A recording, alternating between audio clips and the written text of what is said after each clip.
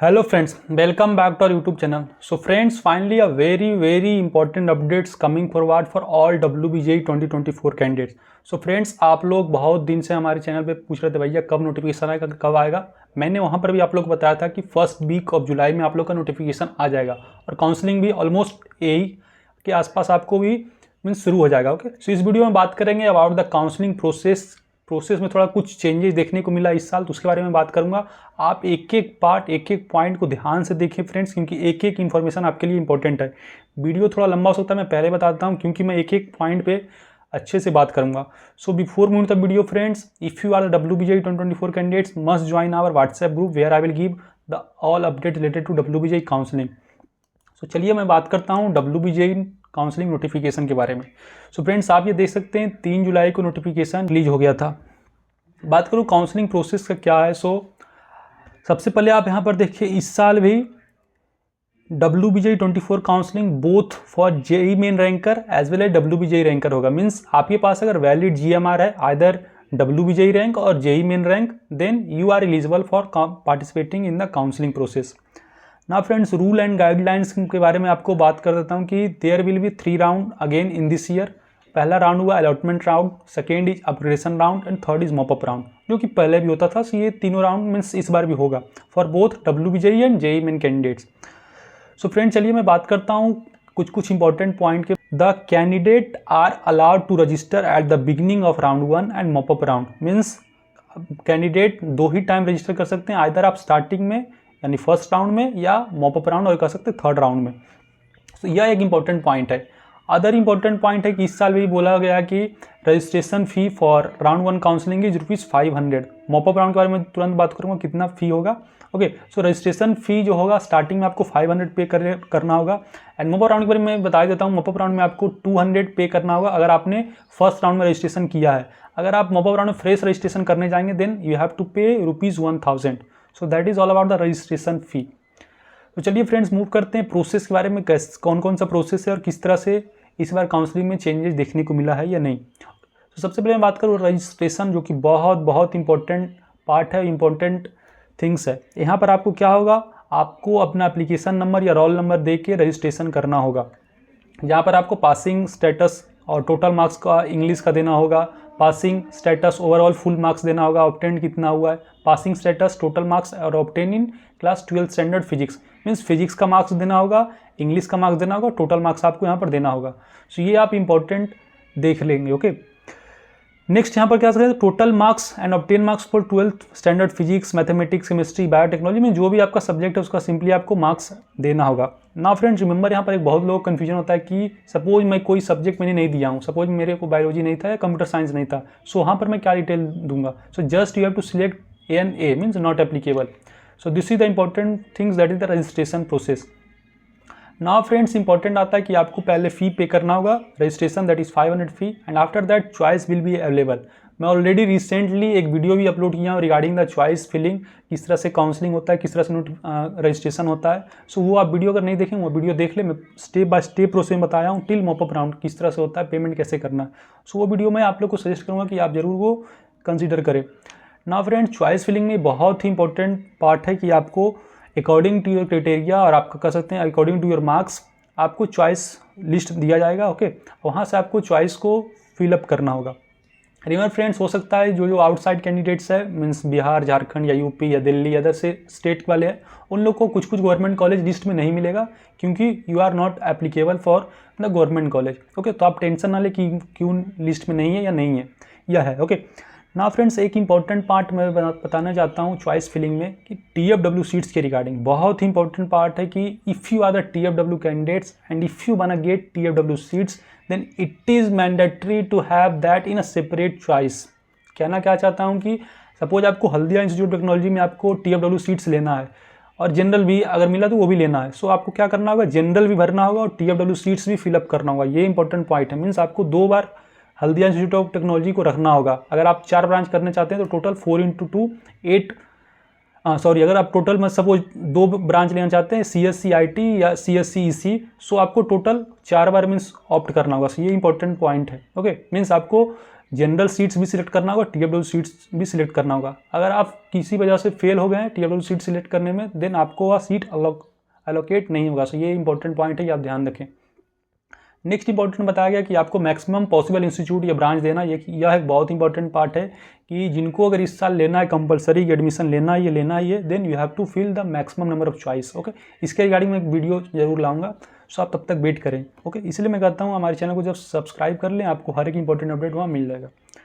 Next friend, आप जब choice filling कर लेंगे उसके बाद चॉइस लॉकिंग आता है। Again choice locking is optional, means अगर चॉइस लॉकिंग नहीं किया तो लास्ट सेव चॉइस रहेगा, वो ऑटोमेटिकली लॉक हो जाएगा।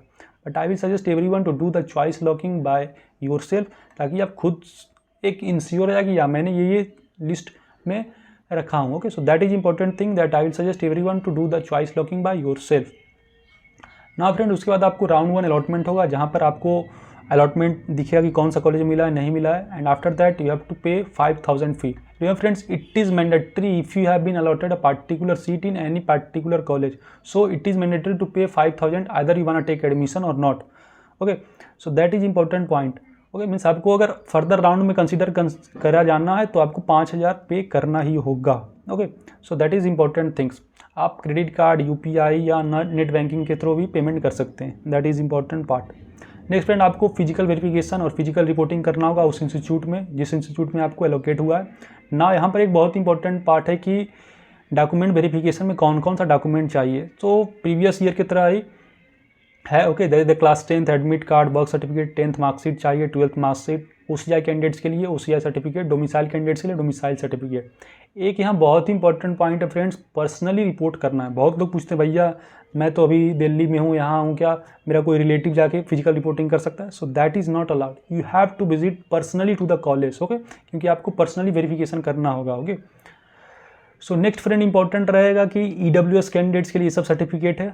नेक्स्ट बहुत इंपॉर्टेंट पॉइंट है कि सर्टिफिकेट जो आपका इशू होना चाहिए ऑन और आफ्टर 1 अप्रैल 2024। मीन्स अगर पुराना आपका कोई सर्टिफिकेट है तो वो वैलिड नहीं रहेगा, ये आप ध्यान रखेंगे। TFW कैंडिडेट्स के लिए भी ये याद रखिएगा कि मीन्स सिंपली आपका सर्टिफिकेट OBCA और OBCB और EWS सर्टिफिकेट के लिए मस्ट इशूड ऑन और आफ्टर 1 अप्रैल, जो कि बहुत इंपॉर्टेंट पॉइंट है। नाउ फ्रेंड्स, बात करते हैं डॉक्यूमेंट वेरिफिकेशन एंड आउटकम क्या क्या होगा। तो अगर आपको फर्स्ट चॉइस मिल गया तो कोई आपके पास मीन्स चारा नहीं है, क्योंकि फ्रेंड्स जब फर्स्ट ही चॉइस मिल गया तो आप अपग्रेड नहीं कर सकते। ओके, अपग्रेडेशन मीन्स क्या होता है कि फर्स्ट में नहीं मिला तो दूसरा लूँगा, तीसरा लूँगा। बट आपको जब फर्स्ट आपने दिया हल्दिया मिल गया तो आप फर्दर नहीं अपग्रेड करेंगे ना, क्योंकि वो आपका फर्स्ट चॉइस था। इफ़ यू हैव अपग्रेडेड और if you have allotted a seat on second और third choice, then you have to basically you can upgrade, means you have option to upgrade. तो आप चाहे एडमिशन ले सकते हैं या अपग्रेड कर सकते हैं, जो कि इंपॉर्टेंट है। एक इंपॉर्टेंट चेंज इस साल आया देखने को फ्रेंड्स की, अगर आपने, जो कि मैं कहूँगा WBJ ने बहुत अच्छा किया, क्योंकि कहीं ये कन्फ्यूजन ही दूर कर दिया। अगर आपको फर्स्ट चॉइस या सेकेंड चॉइस कोई भी चॉइस मिल गया, अगर आपने एक बार एडमिशन ले लिया, then you can't participate in the mop up round, जो कि कुछ कैंडिडेट्स को लगेगा कि आप सही नहीं है, बट आई विल मीन्स मेरे हिसाब से बहुत सही है। क्योंकि पिछले बार देखने को मिला गया था कि कोई स्टूडेंट्स फर्स्ट राउंड में सेकेंड राउंड में एडमिशन ले लिए, फर्दर मॉपअप राउंड में अलाउ रहता था, तो कॉलेज फ़ी रिफंड नहीं कर रहा, ये नहीं कर रहा। सो वही सब इशू के कारण आई थिंक WBJ बोर्ड ने इस बार इंपॉर्टेंट एंड रिमार्केबल डिसीजन लिया कि if you have taken admission either in round 1 और round 2, you can't participate in the mop up round. So ये रिस्की भी है, कर सकते हैं, या अदर वे मीन्स आपको अगर एडमिशन लेना है तो फर्स्ट राउंड या सेकेंड राउंड में ले लिए, फर्दर आप मॉपअप में अप्लाई नहीं कर सकते। सो ये एक इंपॉर्टेंट पार्ट है, ये ध्यान रखिएगा। तो इस बार थोड़ा मॉपअप बहुत ही रिस्की होने वाला है, सो ये आप ध्यान रखें। हो सकता है मॉपअप राउंड का कट ऑफ इधर उधर फ्लक्चुएट करेगा।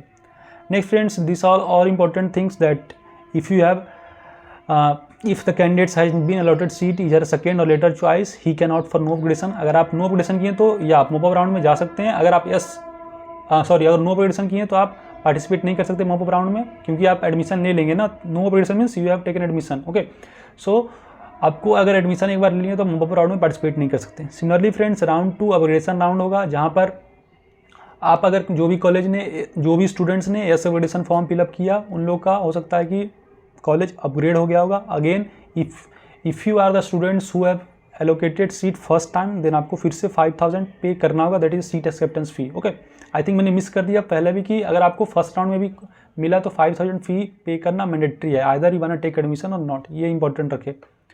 ओके, नेक्स्ट वेरी इंपॉर्टेंट है, अगर सेकेंड और लेटर चॉइस मिला such candidates may decide to join the institute और upgrade allotment and complete all admission formalities in which she can download the new allotment letter and report to newly allocated institute. Means अगर आपको round 1 में suppose Haldia मिला, round 2 में आपको टेक्नोमेन मिल गया, सो आपको फिर से फिजिकल रिपोर्टिंग करना होगा। Okay, and you have to complete all admission formalities if you want take admission. और फिर से कर रहा हूँ, एक बार एडमिशन ले लिए देन यू कांट डिसाइड और you can't participate in the mop up round. So ये आप ध्यान रखेंगे। So that is all about the mop up round. बात करते that is all about the second round. बात करते हैं मॉप अप राउंड। तो मॉप अप राउंड ये ऑप्शनल है, मीन्स आप चाहे तो कर सकते हैं, नहीं कर सकते। बट कौन कौन सा कैंडिडेट एलिजिबल है? फ्रेश कैंडिडेट जिन्होंने एडमिशन नहीं लिया है, वैसे कैंडिडेट जिन्होंने एडमिशन नहीं लिया है, and who have paid the seat acceptance fee in round 1 और round 2। If you are the fresh candidates you can also apply to the mop up round. और if you have not allotted any seats in round 1 और round 2, कोई वजह से आपको अगर round 1 round 2 में college नहीं अलॉट हुआ तो आप मॉप अप राउंड में पार्टिसिपेट कर सकते हैं। बट फिर से कहता हूँ, अगर आपने एक बार एडमिशन ले लिया you can't participate in the mop up round. Fee कितना आएगा? For earlier registered candidate 200 and if you are the new candidate then you have to pay 1000। Remember friends, ये लास्ट राउंड होगा, सो ये आप round में ध्यान से दे, counselling बहुत अच्छे से करें। If you don't know about the counselling किस तरह से करना नहीं करना, then must fill up the Google form for the counseling support. We will provide full support to you for getting good college according to your rank. So that is all about the counseling process and mop up round process. So friends, फिर से मैं कहना चाहता हूँ कि इस साल थोड़ा चैलेंजिंग है। सो आपको अगर पता नहीं किस तरह से काउंसलिंग करना नहीं करना, then please don't take risk and do the counselling in good way. अगर आपको आइडिया नहीं तो 100-200 के चलती भाई आप अपना लाइफ को ख़राब नहीं करें।